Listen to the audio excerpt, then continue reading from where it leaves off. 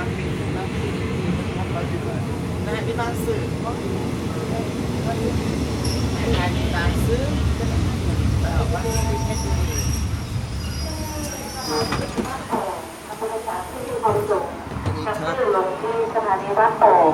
ขอใช้ใดทางขึ้นลง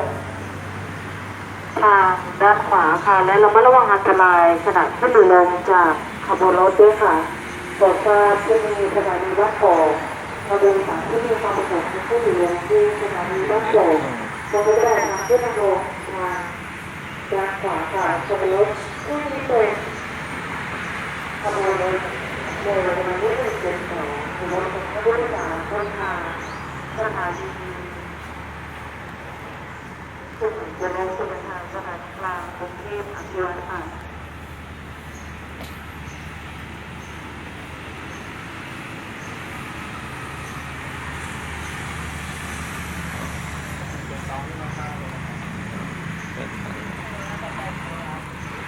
รถที่นี้ออกจากสถานีบ้านโป่งไปแล้วคือรับส่งผู้โดยสารที่สถานีนครปฐมสารยาเป็นสถานีต่อไปตามลำดับค่ะ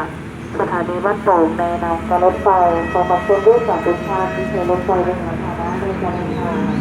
ขอให้ทุกท่านได้ทางถึงจุดหมายปลายทางโดยสวัสดิภาพ